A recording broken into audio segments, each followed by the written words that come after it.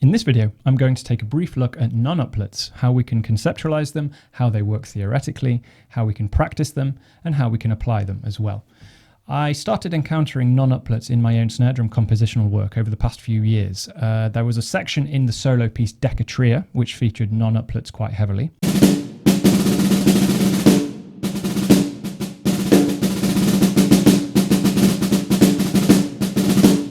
And there was also a climactic part of my duet Allemand, which I played with marimba, which features some very fast rolled nonuplets, which I will come to later on.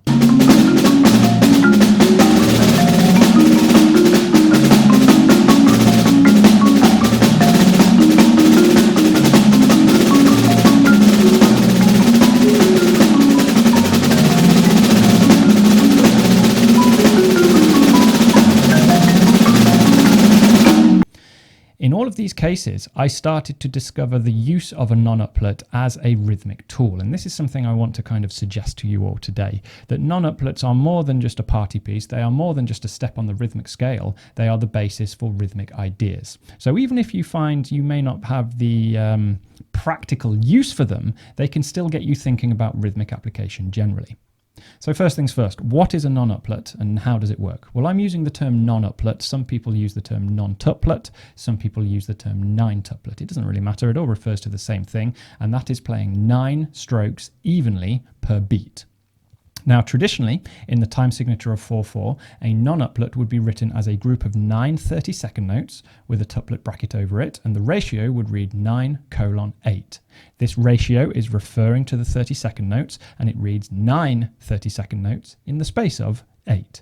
In very simple terms, it is simply saying you are playing 9 30-second notes per quarter note. This is a lot easier than it sounds once you understand how we arrive at those 9 30-second notes, and it all comes down to the relationship with the triplet. So the first thing we need to do is understand the relationship between triplets, sextuplets, and nonuplets, groups of 3, groups of 6, and groups of 9, because they are all based on the same underlying rhythmic foundation. So the first thing we want to do is put on a click which highlights that 8th note triplet. So we are in the time signature of 4/4 here, and the emphasized click represents the beat, and the unemphasized clicks represent that triplet subdivision.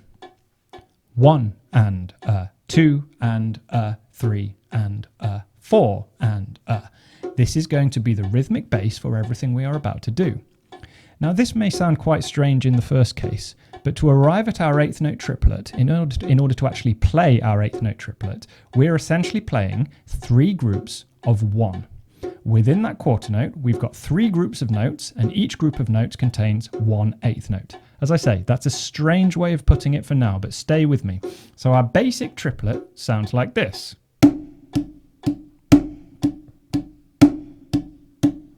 3 groups of 1 against that beat. 1, 2, 3, 1, 2, 3, 1, 2, 3, 1, 2, 3.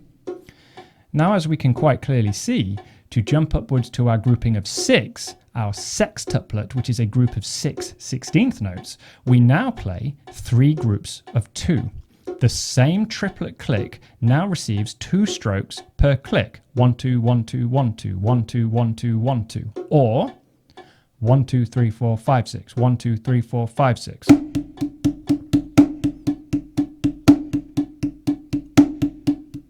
One, 2, 3, 4, 5, 6. 1, 2, 3, 4, 5, 6.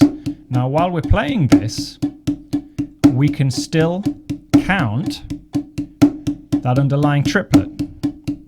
1 and 2 and 3 and 4 and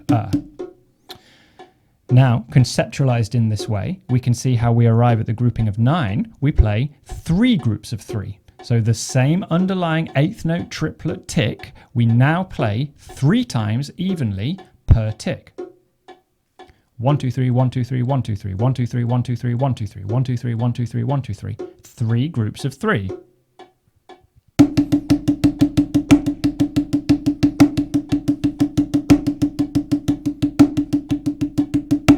So we can count the notes. 1, 2, 3, 1, 2, 3, 1, 2, 3, 1, 2, 3, 1, 2, 3, 1, 2, 3. Or the triplet. 1 and 2 and 3 and 4 and or just the quarter note. 1, 2, 3, 4. So in this way, we can start to see how the nonuplet is just an expansion on that underlying triplet. So now we can practice running up through all of those, maintaining a strong sense of the triplet pulse through each. 1 and 2 and 3 and 4 and 1 and 2 and 3 and 4 and 1 and 2 and 3 and 4 and 1.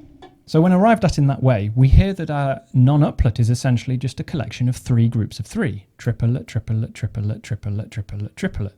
And I've just kind of given away the whole game there. We are conceptualizing our nonuplet as groups of 3 triplets. 3 triplets put together. Triplet, triplet, triplet, triplet, triplet, triplet. And of course, crucially, we're feeling that against the same underlying quarter note. Triplet, triplet, triplet, triplet, triplet, triplet, triplet, triplet, triplet. This means, notationally speaking, we can actually arrive at the nonuplet in a second way. We can begin with our 8th note triplet, which is of course comprising 3 8th notes per quarter note, and each 8th note itself within that triplet can be turned into a nested 16th note triplet. Nested just simply means we've got a triplet inside a triplet, or a tuplet inside a tuplet. So we've got 3 16th note triplets within 1 8th note triplet. It looks completely different to the typical nonuplet that we would see it using 32nd notes, but it produces the exact same rhythm. It's the exact same value when we break it all down, but crucially, from our perspective as performers, it gives us a much stronger inclination, a much stronger indication of how this is to be felt and performed. We can try to hear just 9 individual strokes, 1, 2, 3, 4, 5, 6, 7, 8, 9, 1, 2, 3, 4, 5, 6, 7, 8, 9, 1, 2, 3, 4, 5, 6, 7, 8, 9. But a much more musical and practical way to approach this is, of course, using 3 groups of 3. More specifically, 3 groups of 3 triplets. Triplet, triplet, triplet, triplet, triplet, triplet, triplet, triplet, triplet. And then, of course, we just contextualize this against the underlying quarter note. Triplet, triplet, triplet, triplet, triplet, triplet. And we have our nonuplets. So this is a simple theoretical exercise that helps us actually convert to the practical application of this. Now, I mentioned a few pieces in which I used these nonuplets, and these are quite interesting case studies. The first, Decatria, as it was played within that piece, which bear in mind was written at quite a fast tempo, the nonuplets were not played as single strokes. I played them as measured rolls. Essentially, I played a group of double strokes equating 8 in total with an accent at the beginning, making 9. 1, there's the single stroke accent. 2, 3, 4, 5, 6, 7, 8, 9. This takes me across onto the left hand to play the accented single on the beat. 1, 2, 3, 4, 5, 6, 7, 8, 9. Now this may seem a little harder in the first instance, especially when we try to rectify that against that triplet pulse, because we play somewhat polyrhythmically, where we're playing groups of 2 on the hands, but counting groups of 3. 1, 2, 3, 1, 2, 3, 1, 2, 3, 1, 2, 3, 1, 2, 3, 1, 2, 3, or triplet, triplet, triplet, triplet, triplet, triplet. This difficulty is compounded when we voice this, when we contextualize this against just the triplet pulse. 1 and 2 and 1 and 2 and 3 and 4 and it's a little bit of a kind of sticking challenge to work out. But once you've solved it, once you've got the coordination and your execution is pretty solid, you can actually quite comfortably feel these measured rolls against that triplet pulse. 1 and 2 and 3 and 4 and 1 and 2 and 3. And hopefully you can start to hear how I'm essentially following that same triplet pulse. Dagada, dagada, dagada, dagada, dagada, dagada, da. I've just changed the sticking. Now for Allemand, the duet I played with marimba, I began with single strokes on the nonuplets themselves and then applied double strokes to the unaccented strokes within the beat.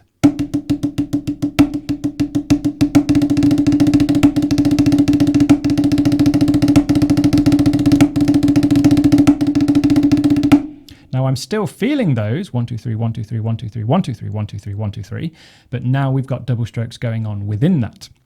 But if we conceptualize these double strokes as diddled singles, we're still in our own mind conceptualizing them as single strokes. There's a lot of odd terminology coming out here today, but again, stay with me because it's well worth getting your head around the conceptualization of this.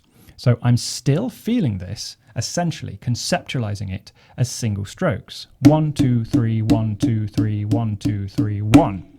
Now, each of those single strokes except the accent becomes a diddle, and I'm referring to a diddle instead of a double stroke because I still want to conceptualize these as singles.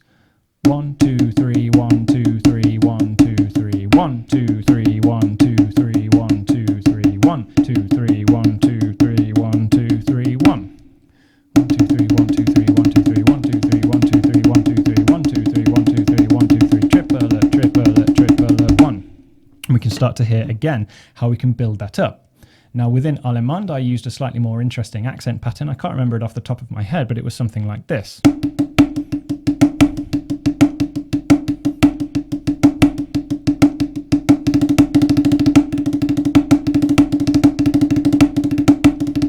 Now of course we get to the point here where that just sounds like accented triplets. Da da da da da da da da da da da da da. And of course this is the idea, okay? Nonuplets just allows us to play with triplets within a different time signature or within a different tempo feel, okay? Now the time signature I played in within that suite was quite slow, within that duet piece was quite slow. So it was in, I think, off the top of my head, 12/8 or 9/8, or it actually switched between the two. So we've got 3 groups of 3 eighth notes. 1, 2, 3, 2, 2, 3, 3, 2, 3. 1, 2, 3, 2, 2, 3, 3, 2, 3. But that allowed me to use nonuplets within those groups of 3 eighth notes.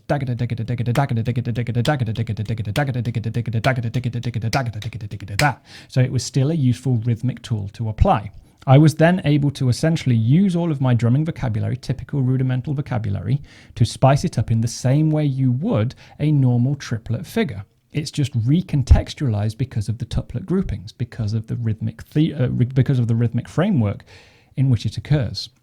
So in essence, we can start to contextualize or conceptualize any tuplet as just a microcosm of a specific time signature. So 3 groups of 3, our nonuplets, is essentially just a microcosm of 9/8. 1, 2, 3, 1, 2, 3, 1, 2, 3, 1, 2, 3, 1, 2, 3, 1, 2, 3. The only difference is we are feeling the fundamental emphasis at the start of each bar, if you like. 1, 2, 3, 1, 2, 3, 1, 2, 3, 1, 2, 3, 1, 2, 3, 1, 2, 3. We've converted it from a small instance of 9/8 to an instance of a nonuplet within a binary time signature like 4/4 against a quarter note pulse. Now we're getting quite deep here, we're getting ahead of ourselves, but this is just to give you some ideas as to the rhythmic things we can play with once we've got a strong grasp of how this works. For now, pertinent to today's video, it is imperative that we feel these nonuplets against that underlying triplet pulse. So as you heard me do earlier, we can practice this to a metronome which voices the triplet pulse for us. 1 and 2 and we can practice working between them, jumping from triplets to the 9s and feeling how they're related to that same underlying pulse.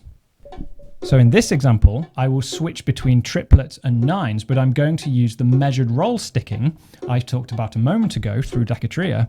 And again, we can hear how that measured roll sticking, even though it's kind of polyrhythmic on the hands, is just an expansion of the triplet sticking, the triplet rhythmic figure.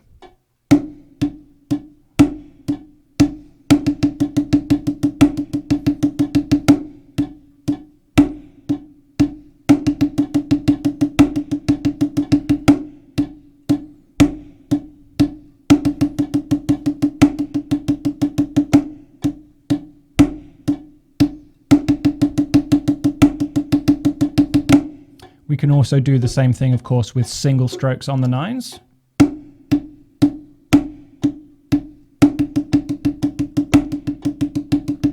Or with the doubles.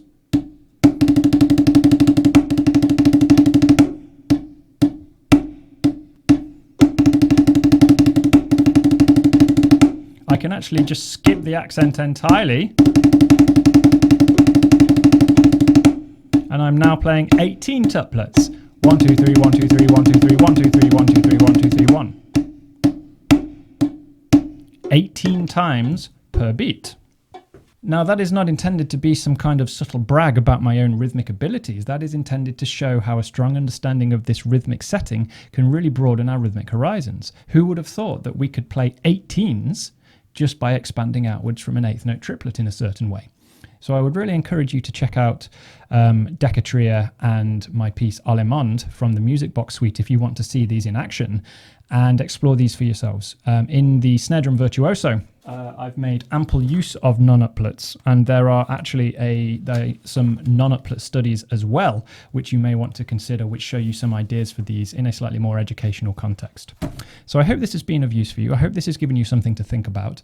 Don't be scared of the numbers, okay? Once you see that it's all just a game of division, we can start to expand our vocabulary, expand our confidence, and really start to have some fun with these. So again, I hope this has been of interest to some of you. Thank you very much, and I'll see you on the next one.